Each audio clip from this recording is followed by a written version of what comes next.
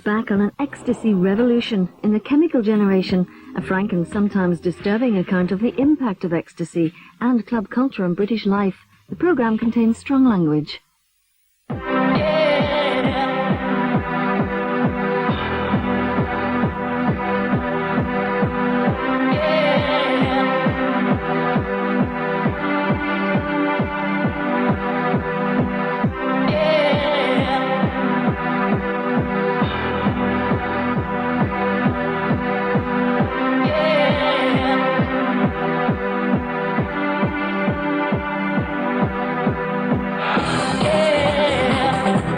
In 10 years' time, the chemical generation will be seen as a youth cultural milestone.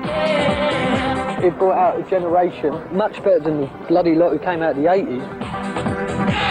It allowed a whole generation of young people to free their inhibitions. That is something absolutely mega. That's huge. I think in the last 10 years you've seen a huge change in attitudes to gays, a lot of progress in things like racism, and I think a lot of that is due to people dancing together and realising they're not so very different. Those people that were standing in raves in 1988, they're now designers, they're graphic artists, they're even politicians. And there's a huge wave of creativity which I think comes out of UK club culture.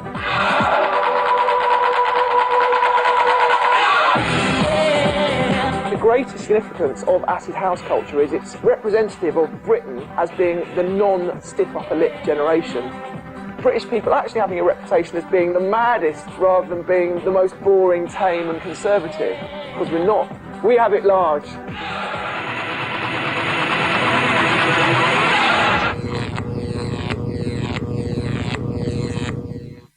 To an older generation, I'm an 80s pop star, but to a younger generation, I'm a DJ. Clubbing as we know it really kicked off in the late 80s with the acid house explosion and raves held in glamorous warehouses like this one. Over the years, I've seen a change in the attitude, the wardrobe, and the drugs. And even though every youth movement has had some kind of drug attached to it, none has affected our society quite like ecstasy. The chemical generation has had its triumphs and its tragedies. This is its story.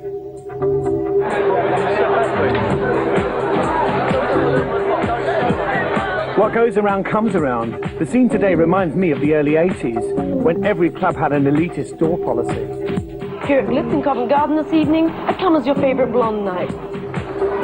One doorman at the Taboo Club even held up a mirror to a hapless punter and said rather cruelly, "Do you let yourself in looking like that?" There was a real air of exclusivity about the club scene then. You needed shoulder pads and a lampshade hat to get through the door. But then again, that was the 80s. I think that exclusivity within the club culture of the late 80s can be related to the economic exclusivity that was going on at the time. You'd already had the supreme victory of Thatcher, defeat of the miners, defeat of the printers, mass unemployment, greater divisions between the rich and the poor, and at the same time you had this club scene which was excluding people who didn't dress correctly, didn't have the right accent, and didn't know the right people. And so it was a time where people were depressed and were looking for something.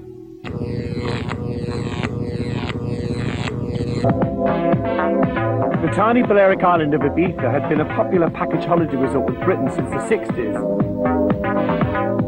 In 1987, a group of British DJs stumbled across the island's emerging club scene. One of them was Nicky Holloway. You went to Ibiza with Oakenfold and Danny Rampling, and you went to clubs like Amnesia, and you experienced this whole kind of what was called the Balearic scene. What was that like? We'd been going there for years as like more just as like normal people on package holidays and just sort of sticking to San Antonio, doing this sort of going around the bars bit. And we sort of decided we'd have a look at the other side of the island, you know, and went to this club that everybody was talking about called Amnesia. And that's when I first actually took one of these pills that everybody was talking about over there. You know, it's called ecstasy. I'd never heard about it and I'd never done any sort of drugs before in my life. But I thought I'd give it a try because it was a big thing. And we had the most amazing night. It sounds a bit cliched and a bit right on, but it did seem to open our ears and our mind to other cultures and other music. And it was great. I loved it. And that was it for sort of 10 years afterwards. My first ecstasy experience, like all my following ecstasy experiences, the rush, when it hit, I was sitting on the loo and I was having a crap. and I was staring at the toilet door because every single time I came up, that's where I was. The feeling started in my feet and it was like white fire running through my body. I couldn't believe the sensations I was having. It feels like it steps up my spine. Each one of my spine little rib things is another step. The back of your neck just goes like putty. When it gets to there, that's when I know I'm home. And then you just look at things and life's just got a whole completely different outlook. And if you put your hands in the air, the tingling sort of ran through your body and you were right in the middle of the music.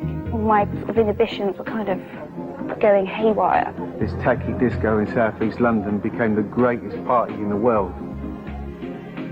I felt 10 foot taller than everyone, and I could see multicolours flying around, and I could hear people talking hundreds of yards away, and I could hear it in my ears. It was just the best thing. I wasn't kind of like used to feeling happy. It was a part of me that I've never had, but now I've found. And then I thought to myself, now it all makes sense. I thought, I know the way to end all the world's problems, give everyone a pill, and make them dance. It all kind of fell into place, and I was thinking to myself, why have I never done this before? Why have I never thought of being like this before? Why the fuck ain't the world like this all the time? Why? In Ibiza, people were taking ecstasy, but you've got to understand also that island was very, very special at that time. You had a very strange mix of people. You had kind of wealthy jet setters, film stars, pop stars there. You've got fantastically glamorous Spanish transvestites there.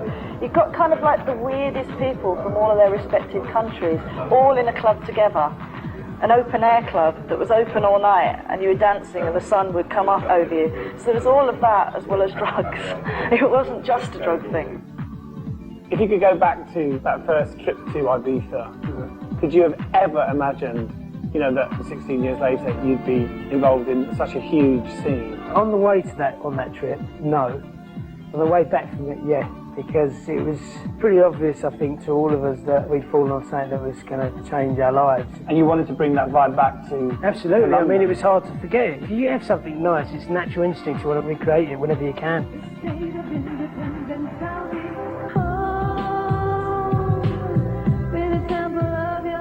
Recreating the Ibiza atmosphere of all-night open-air parties in rainy old Britain was to prove difficult. Time go, please! Faced with stringent licensing laws, the party scene was forced underground. But Britain was about to be hit by a new wave of music that consisted of a lot more than a few dodgy Spanish holiday records.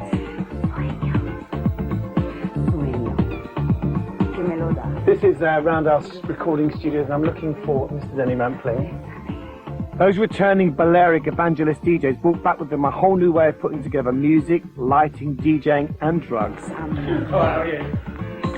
One of the first clubs for the scene was Shoom, started by Danny Rampling. Danny, a lot of people sort of credit you as being one of the pioneers of the whole clubbing scene. Do you think that's a fair description? I certainly do, yeah. I certainly helped pioneer the whole thing, and that spirit and drive that I had at the beginning of the whole thing, and that awareness of what we had, certainly helped the development of the whole scene here in the UK, in fact worldwide, really. What was interesting for me is that you had guys that would have punched your teeth in, you know, coming up and embracing you, hugging you, saying, "All right, George, you all right, mate?" Do you remember that kind of that whole thing happening? It was very positive. If you look at all the youth movements before, how positive was that? People were coming together. You look at mods and rockers and punks and Teds. They were all positive fashion statements, but along with that there was conflict between different groups of youth. Whereas this thing united everybody together. That was part of the whole idealism. It transcended all class. Maybe some of that was drug fuel, with the use of ecstasy as a tool towards that. But there was a lot of genuine love and unity in the air, and the music also contributed to that.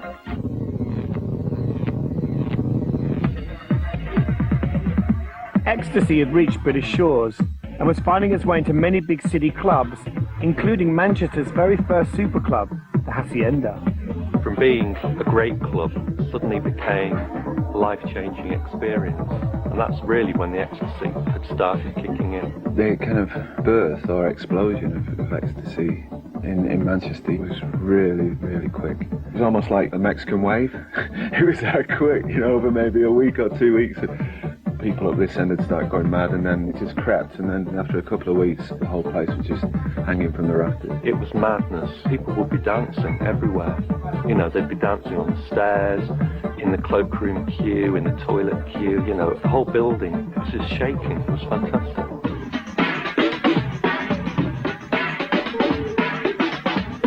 In the early days, we'd go to Camden Palace on a Friday. There'd be 3,000 people in the club, but there'd be just one tiny corner. And in this tiny corner, there may be like 200 people. And they'd be screaming, ecstasy, ecstasy, and everybody else looking at them thinking, what are they going on about? And then in the space of a month, the whole building was then shouting ecstasy. One witness to the ecstasy wave that was sweeping the country was law graduate turned DJ, Judge Jules. Do you think the acid house scene could have existed without ecstasy? Do you think the music was enough by itself? The fundamental thing was the music, and without that, there would have been no acid house movement. And ecstasy was important, but I think that ecstasy would have been popular in all places where there was a gathering of young people who, whether they take it long term, like to experiment recreationally with drugs. And I think ecstasy exists outside dance culture because it's just what young people do. Having said that, it did become a popular drug around the same time as dance culture reached en masse proportions. One of the interesting things is that ecstasy and the use of that drug acted as this kind of pacifier and really kind of created this sort of love generation thing. It's difficult to know whether ecstasy actually changed British society for good, but I'm sure it's no coincidence that football hooliganism vanished overnight in 88 and 89. The late 70s and early 80s were violent times. Gangs, not just football, but council estate gangs, political gangs, all sorts of gangs were around. And then ecstasy came along and people got chilled. You'd find yourself in a warehouse party that was dark, and then like 7 o'clock in the morning when it became light, you find that you're in the room and there's half of Millwall in there, half of Chelsea in there, half of Arsenal in there. But everyone just looked at everyone and said, what a great party. And then violence sort of declined because people were just too busy having a good time to think about anything else. I think what you had is a whole generation who'd had nothing really to call their own. Since punk, there hadn't been a big musical movement. So I think for a whole lot of people, they felt they'd found something that gave them an identity, that made them part of a big gang, and then also was a hell of a lot of fun. And it wasn't a time when there was a lot of fun about. Everybody who went to one of these events went back the next time with 5 friends. So you started with events for about 2,000 people. Within a year, it had been pushed out to the fields outside the M25, and you were talking 25,000 people at some of the big events. I was sitting in a pub on a Sunday afternoon, got talking to a chap that told me it's really hard to find places to put these raves on. And at that point, I kind of thought, hang on, I know about 50 or 60 plots of land, and a little light went on in my head and just went, opportunity. Because I was sort of arranging these commercial loans for all these people, like Asda and Texas and Sainsbury's, to build on around the M25. You could phone up the farmer and just basically make him an offer to hire his land for the weekend. Following instructions via mobile phone recorded messages, revellers flocked in their thousands to secret locations around the M25, causing complete mayhem. My first experience as play parties as the commander of a very large area that was surrounded by the M25 was an unusually large amount of traffic up and down the motorways on Friday and Saturday evenings. And this traffic never started until about 11:45 to 1 o'clock in the morning, which was a most unusual time to have traffic on your motorways. And I began to get the impression then that I had a problem, to put it mildly. I didn't really ever know where I was going in particular. We just used to all follow each other. There's been about 7 or 8 of us in a little escort, all looking for this field. There's this feeling of naughtiness. You know, you're a desperado. The feeling was fantastic, very much like we all knew a secret. You never really knew whether it was going to happen or not, or you'd be in the middle of a field and then there'd somebody come along in a little metro and tell you it's in another field 20 miles up the road. When you get out your car and you'd hear the tunes pumping and you'd think, wow, this is great.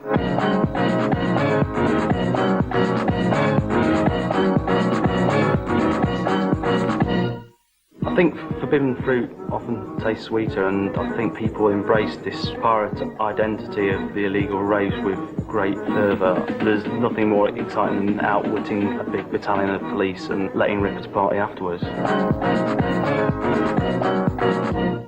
The great thing was finding them. You'd be lost for hours and hours and hours. You drive over a hill and suddenly there it was, this kind of like fantasy world built for you, you know. It was incredibly exciting. It was also an incredibly exciting time. A lot of the people involved in this really did think it was going to change everything. It changed them personally a lot, opened them up to a lot of things. Therefore they thought it would change the world. But the amazing thing that was going on at the same time was the Berlin Wall did come down. Nelson Mandela did walk out of prison. There were huge changes going on in the world that felt like part of this. It was a very euphoric time. One person whose life was transformed by Acid House was the now best-selling author of Trainspotting, Irvine Welsh. Do you think that Acid House could have been as popular as it was without ecstasy?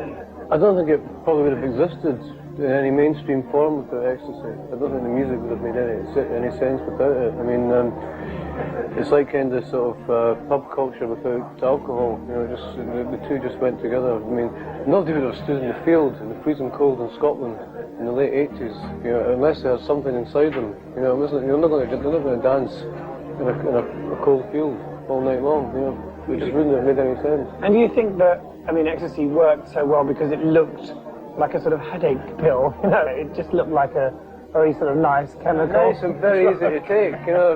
You think it's, well, this can't really do me that much damage, you know. It's not like I'm cooking up this mixture and banging it into my veins, or, you know, chasing it in a bit of oil and sitting there. We're just sitting there with this nice little pill, and I'm going to take it and wash it down with some water, and I'll be happy. It really was quite a bizarre scene. You could hear the music for 5 1/4 miles. We had the decibels checked.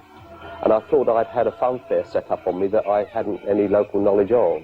That was my first impression, until I said to my drug squad, get me everything you can on ecstasy. And they took about 48 hours. But when they arrived on my desk, I realised that this is nothing about people wanting to party. This is people that actually want to take drugs.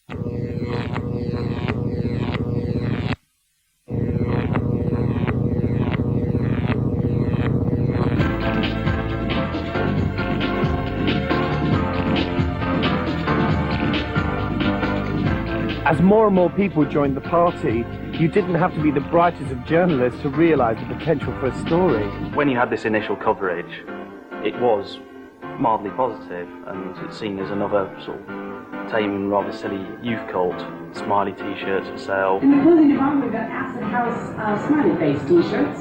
But then there was this sudden realisation, oh no, what have we done? We're advertising a drug cult.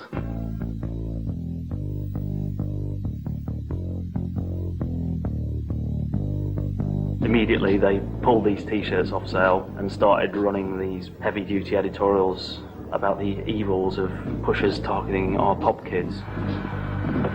Media pressure meant that the police had to be seen to be doing something. Our policy has been to stop these parties because they're unlicensed and because of our concerns for public order and indeed public safety. By this time, we were turning out 250 plus police officers on a Saturday night, and we'd started using helicopters for spotting. But every time I stepped up a tactic, they would step up a tactic against me.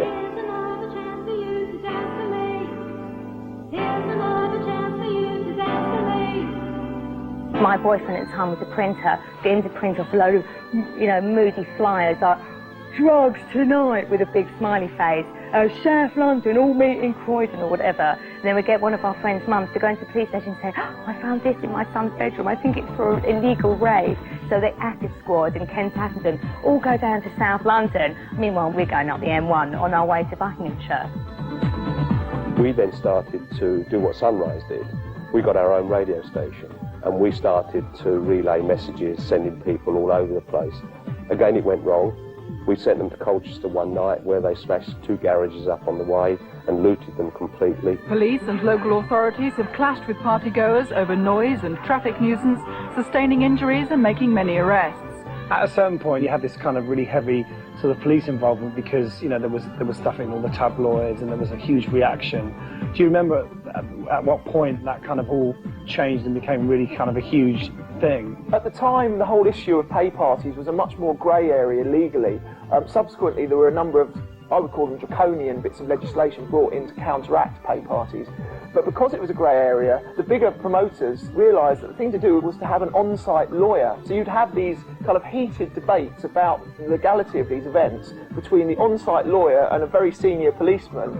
And it was literally down to the wire whether the event would take place, dependent on the ability of the lawyer to persuade the policeman that, yes, this did fall within the confines of the law. The minute we touched their equipment, they would lay a counterclaim for damage to equipment or for harassment, whatever you like to think of, they came at us with. I was taking out every agency I could find.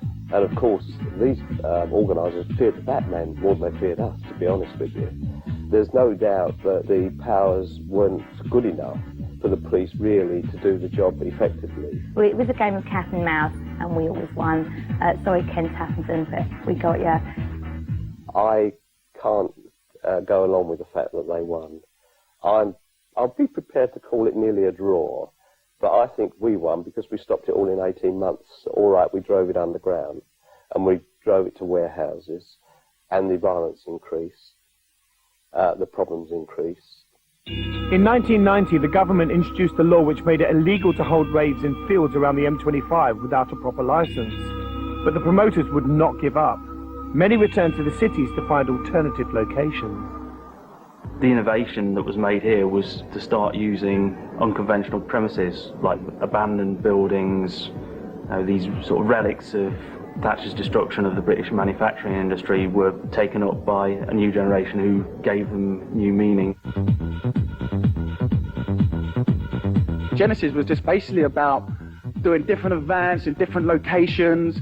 You know, we'd break into a warehouse, 100,000 square foot, move sound and lights into there. You know, I'd put a suit on and I'd basically go out to the police and tell them that I was George Michael's personal manager or whoever came into my mind at that time. In those days, the promoters were God. You know, we were earning, you know, hundreds of thousands of pounds. But, you know, we were young. We were like 21 years old. And it went as fast as we earned it. We were buying the Porsches and the Mercedes and the 30-grand watches. So, yeah, on Saturday, we'd have 150 large. But by Wednesday, it'd been spent. This dance culture, people involved in that really are Thatcher's children. That's what we are. So it was shaped by Thatcher's ideas of entrepreneurial, go-getting, go-for-it type of culture. But people involved reinterpreted those ideas to suit themselves. They were going to be entrepreneurs, but it may not be on the right side of the law. Even though the intelligence office has only been running a few months, we've got some very firm evidence about major criminals involved, major criminal organisations, drugs, protection rackets, all at the background of these parties.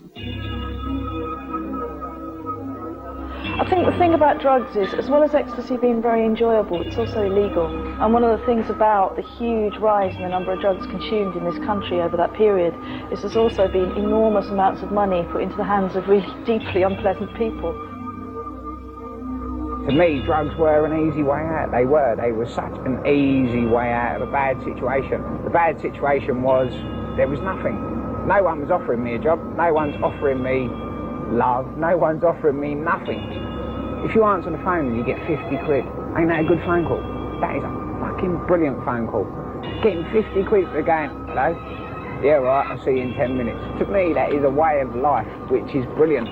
All of a sudden, I was in the limelight. I was the man to be. You got my phone number? You know the right man.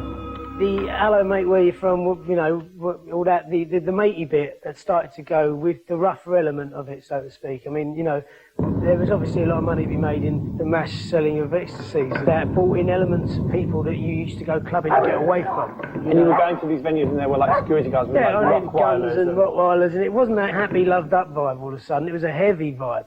I can remember going to, you know, some of the big raves, and as you were walking in, you know, you had people coming up saying, trips, ease. Yeah, ease, trips, Charlie. Ease, trips, Charlie. I mean, everywhere you went, people were offering you stuff. I mean, and in the early days of SLS, it was a little bit more, you know, it wasn't so in your face. Yeah, it was a bit more secretive. Exactly. I mean, what you found was when you go out for a night out, you don't want somebody offering you stuff. You want to be able to find it if you want it. You want to be able to ask and be able to get it. That was the I don't know, the etiquette of it was you wanted it there if you wanted it. The last thing you wanted was a corridor full of people driving you mad offering you stuff. It was quite well organised. You know, there'd be meetings during the week where rival dealers, instead of going round another dealer's house and wrecking him and putting him out of business, they'd approach the doorman and they'd say, how much rent is he paying you to sell drugs in your club? And if they say a grand, they say, well, we'll give you 1,500. For a return on that sort of rent, dealers in London I know might make 8 grand a weekend, which is a lot of dough, do you know what I mean? You've got me selling 10s and the 20s in single pills. Then you've got Mr. Next man up who's selling the 100 pills to people like me. But then you've got the man who's sitting there saying, well, I'm earning 200 grand a night and I'm doing absolutely jack shit for nothing. My boys are earning me my money. We'd seen this whole culture develop and all this positivity, and it was so depressing when other elements started infiltrating it. There was nothing we could do because we weren't the kind of people who were going to do battle with them, and it got very nasty in Manchester. If you know that someone's got £50,000 in their pocket, you haven't got to go and rob a bank. You've only got to hide behind a bush with a shotgun and you've got them. And of course you had organisers, good organisers, nice people, breaking the law, but I could cope with that, who were frightened of that type of violence. What I thought had happened was the chair had been thrown off the balcony and landed near me because I heard a bang, and as I was dancing I just saw loads and loads of faces running past me screaming, and what was actually happening was people being shot, you know, and it was the gunshots and gangland in the Hacienda. It all went downhill really, quickly, until the club was closed because there was guns all over the place. Go, lads, go, go, go! Get that door The Acid House unit finally caught up with the party organisers and heavy sentences were imposed. It's a warning to the others who are still organising paid acid house parties that they get caught, they're going to get 10 years plus. Ecstasy tablets, and this has just been picked up off the floor. Well, as drug taking became normalised, became an ordinary Saturday night activity, criminality was effectively democratised. We all became criminals. But I think it really created a feeling of disrespect for the law, the feeling, in the classic cliche, the law is an ass. In 1994, a second piece of legislation was introduced, the Criminal Justice Bill.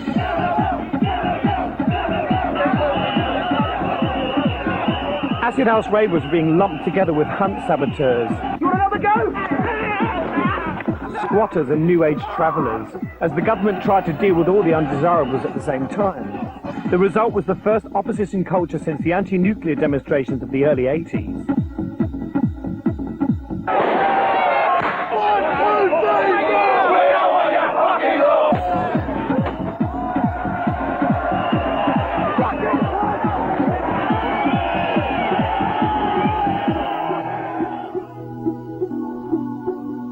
Just felt this whole kind of shift in people's kind of culture and their consciousness. This whole idea about money being the kingpin was kind of being broken down, and events like that just helped push that consciousness along. I think also you had a lot of kind of single politics come out of it. I think a lot of kids kind of got into the environment, you know, protecting the environment. Good morning, Crumpy. What are the conditions like down there? Down there, fellow? Yeah. Not bad. Was ecstasy the full reason for that? Who knows? But I mean, it certainly did a lot to make them far more open to things that they wouldn't be before. The Criminal Justice Act didn't have any effect whatsoever on mainstream clubbing. By then, they'd already granted all-night licences to clubs like the Ministry of Sound, and there's no need to go riding out into the countryside, pay 25 quid for something that may or may not happen, may end up in you being chased by the police all night, may end up with you getting rained on in a field. If you could actually go into a really nice club in the centre of your city and do the same thing. I think we took the sort of those people that didn't quite want to stand in a muddy field on a rainy Saturday. They didn't want their coat thrown on the floor. They didn't want to sit on that sort of rave slush that you used to always get on the floors. I don't know where it came from, but they wanted to come somewhere where they knew it was a sort of safe, well-managed environment. I sort of like to think that Ministry of Sound was a sort of civilised raving. You know, we get letters from people that say it was really good not to be approached at every dark corner by the same bloke 6 weeks running, offering me ecstasy and checking other people's £20 notes in the light to see if they were real. While the super clubbers were cleaning up, the high street clubs were about to experience a tragedy that would shock the nation.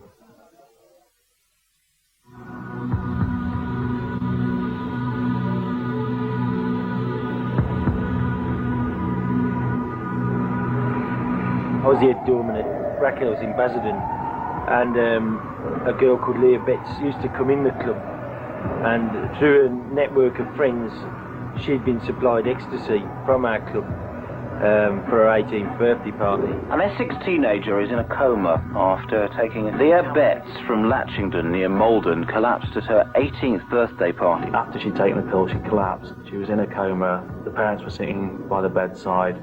They issued this photo to the press of this young English rose, this flower of Middle England, daughter of a copper, lying in a coma, having taken the illegal drug.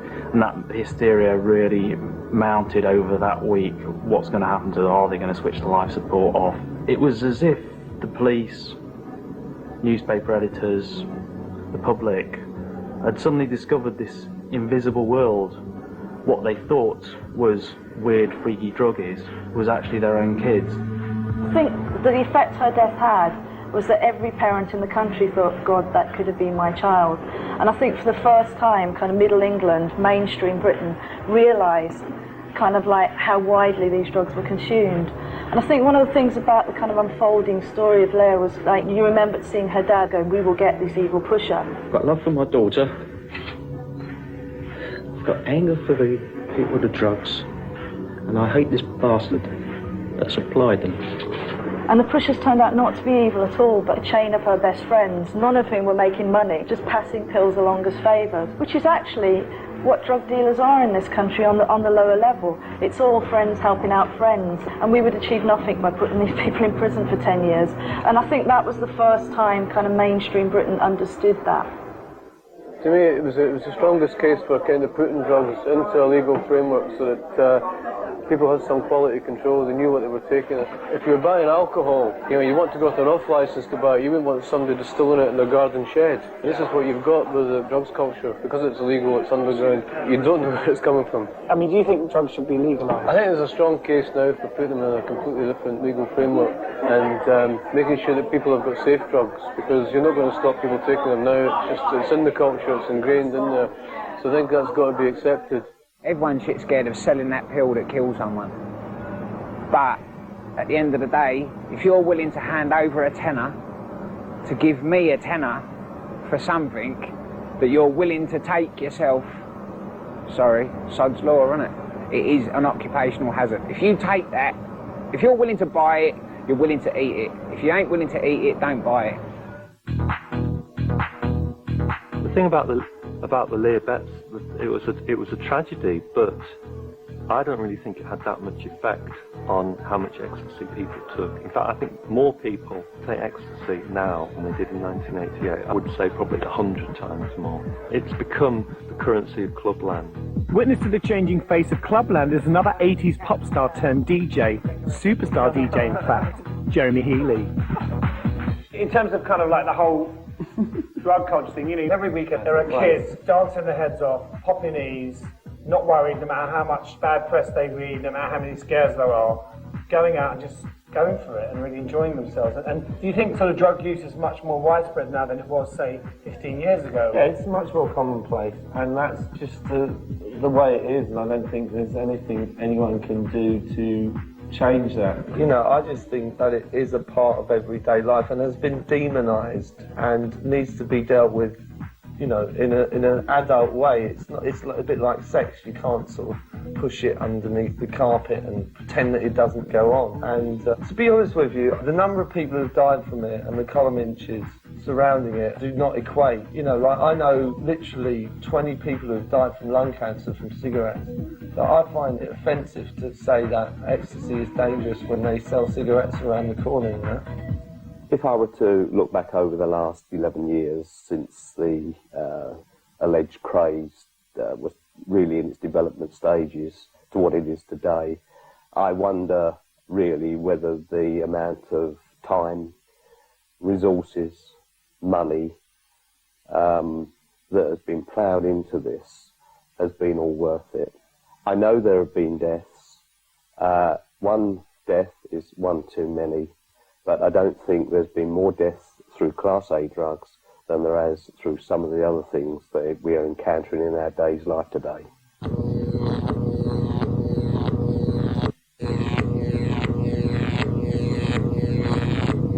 Love's got the world in motion, and I know what we can do. Despite the police and government's best efforts, acid house became assimilated into everyday culture. Even the football anthem for the 1990 World Cup campaign was originally called E is for England, a phrase that Jimmy Hill would have no doubt misunderstood. Then there was Blair, who even used an ecstasy anthem for his mass sing-along at the 1997 election campaign.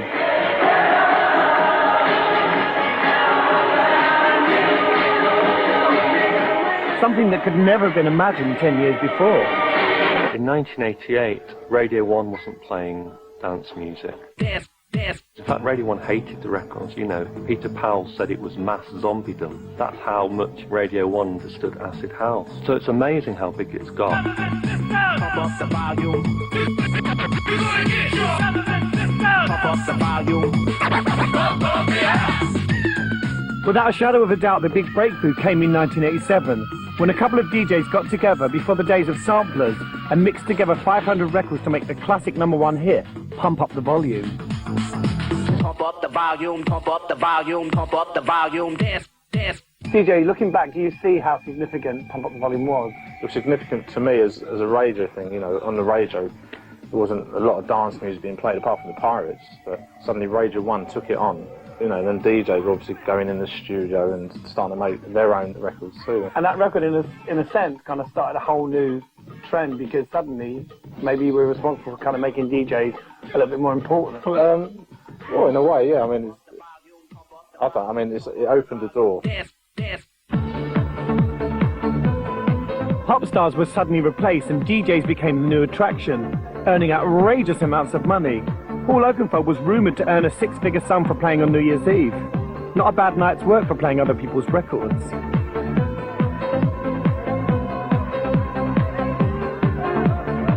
DJ has become a superstar because who else is there been to focus on? You've got like anonymous producers sitting in back rooms, they're not Mr. Gorgeous in any way. Then you've got the clubbers themselves. How can we turn them into a brand? How can we make money out of them as a brand? You can't. Really, the DJ is the only human figure who could be taken and marketed. There was a need for a star and the DJ had to be it. It's very strange now. I've been to a couple of clubs recently. They've had superstar DJs on, and they get this big kind of fanfare and introduction onto the stage, and they walk out and go, yeah, and you think, hang on, you're not World Federation wrestlers, you know what I mean? You're supposed to be providing the soundtrack for the club. And the weirdest thing for me is the audience kind of stand as if they're at a gig, looking at the DJ playing records, which that never happened in our days, you know. The DJ should have been heard and not seen, really. One man who may disagree is DJ Pete Tong, who has his own successful Radio 1 dance show, runs a label, supervises soundtracks for feature films, and even has his name in the dictionary.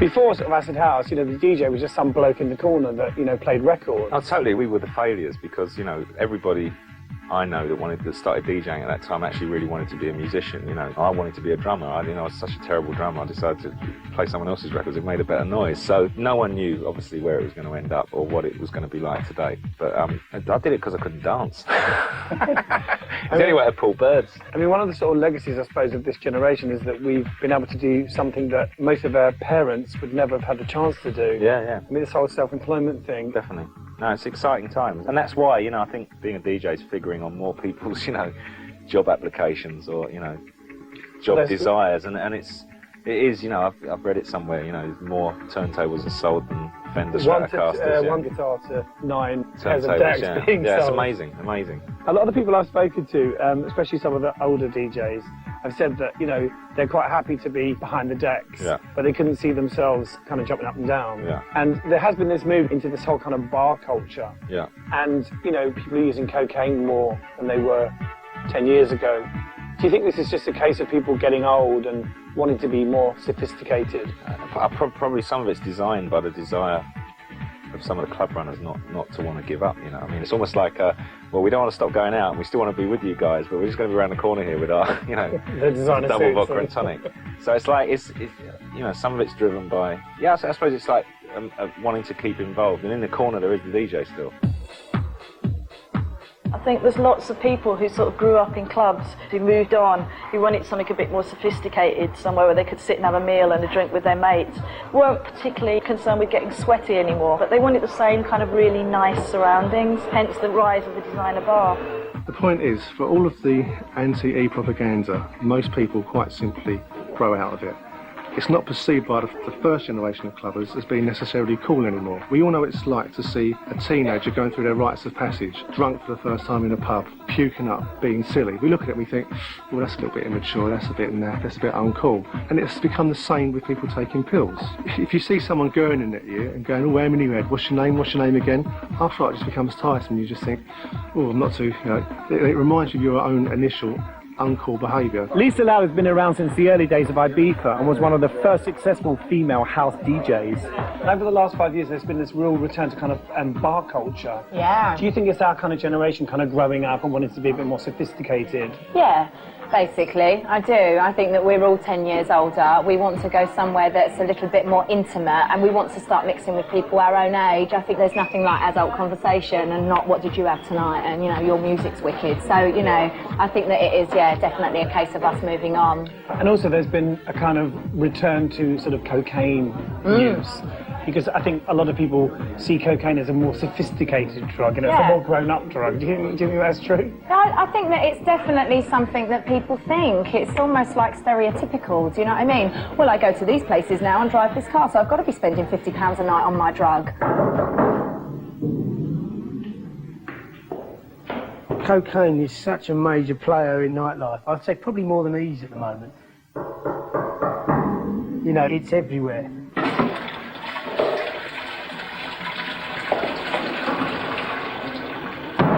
With the lifestyle and everything that came with the promoting and the DJing and flying around the world and everything like that, you know, I got into cocaine.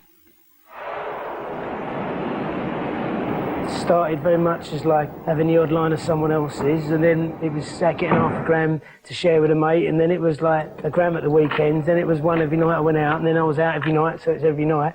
And all that happened over a period of 10 years. It didn't happen overnight. I didn't become a cocaine addict overnight, but I did end up there. Anyone who does a lot of cocaine basically turns into an arsehole. You won't accept it yourself, but you do, you know. I was a perfect example of that.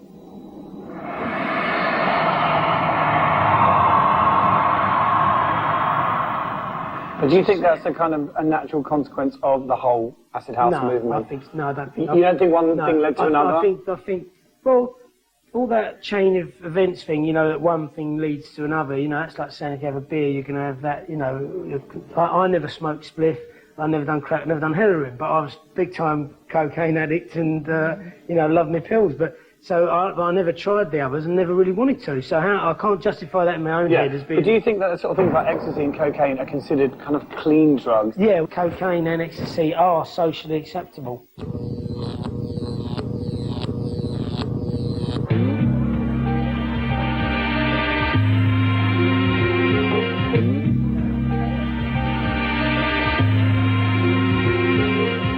If you could think of any one thing that was a kind of positive that's come out of this whole kind of mass dance culture explosion, what would it be for you?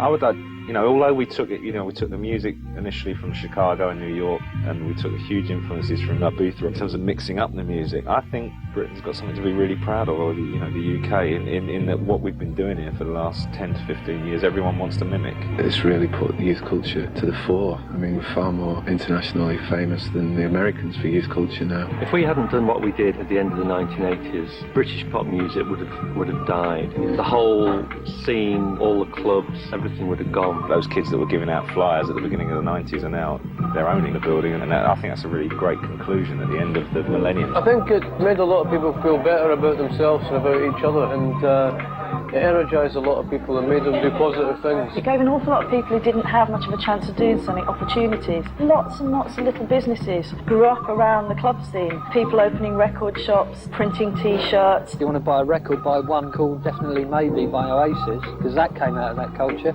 And you want to see a film, go and see Trainspotting, because that came out of that culture as well. It's probably everywhere. Design, cars, restaurants, magazines. The influence of people that went clubbing when they were 20 years old that are now 30 can be seen right across Britain. We are the first generation with no allegiance to wartime values.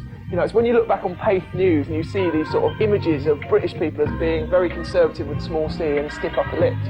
It just does not tally with what I see when I go out to clubs and people just go absolutely mad. I just think it's so sad that older people still perceive us as being po-faced and boring, because we're not. It kind of destroyed sexism, but increased sexuality. There was less of a sense of the old kind of sexist stereotypes. I think people learn a lot more than you'd expect about each other on the dance floor. The fact you were black, white or yellow, you were in a field in 1988 dancing to the same music, has to have some sort of lasting effect. I became less of a snob, which made me more open to other people. It's kind of nice thinking that all these people are now out there doing interesting new things, and it really has changed the landscape that we're living in now. There's a flip side to that, though, in that we know other people who dropped out of college and probably would have had quite a promising career and got a bit fucked up as a result. There's so many dealers out there, there's so many people, everyone knows someone that's selling pills or weed or whatever.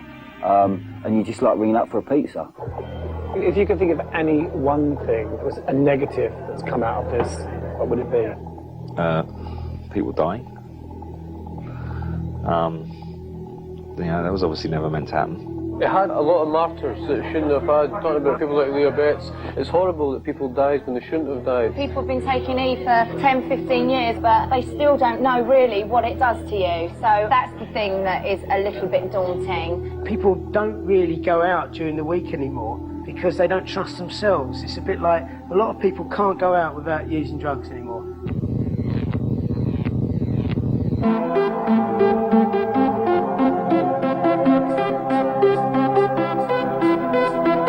As we head into the future, Gatecrasher in Sheffield is being hailed as the next big thing. Every weekend, hundreds of kids are dressing up to the nines and losing the plot on the dance floor. This is the new chemical generation, whose only connection to acid house is the legacy that it left behind.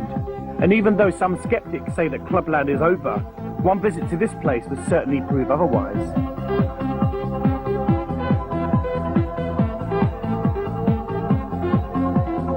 One of the root stems of the popularity of club culture is the fact that in an environment where less and less we know our neighbours, we're more and more scared of crime. Clubs and Clubland represents the last bastion of an opportunity to meet people you've never met before on a kind of equal footing. And ultimately the human race is a social race. We want to go out and meet people, but we're given very few opportunities to do it in a non-threatening environment, and that's what will keep club culture important until the year dots, as far as I'm concerned. People will be dancing till the bomb drops, you know. I don't think it's ever going to end. As long as people are moving on, making new dance music, the scene's always going to be evolving. It's going to go somewhere else. Something else is going to come along and replace it. I mean, you went through the punk scene, and when that happened, you thought, God, what could ever replace this? It was so new, refreshing and unique, and acid house was also that way. But I certainly believe that something else will come along and replace it at some point. For a radical youth movement, it might not be music. We might be looking in the wrong place. It might be ice hockey or something like that. I think clubs always will exist, and they're places where people can kind of experiment and then go back to the real world and be their normal selves. And I think drugs, hallucinogenics, some way of kind of losing yourself and forgetting who you are or turning into something new will always be evolved with them. But also I think it's true that people will always grow out of it, slow down and calm down. and it's not something we should really worry too much about. As a result of the ecstasy revolution, some say we're far too dependent on chemicals. In my opinion, we've been hooked for years. It could be dropping a Prozac for depression or a Class A drug to go dancing, but either way, chemical consumption is now ingrained in our culture. It's in our environment, it's in our water, even in our food. So where do you draw the line? Ecstasy had been around for 70 years, but only when it coincided with dance culture did it really find its moment. I'm quite sure the drug of the future has already been created and is lying in some laboratory drawer somewhere, just waiting for its time and place.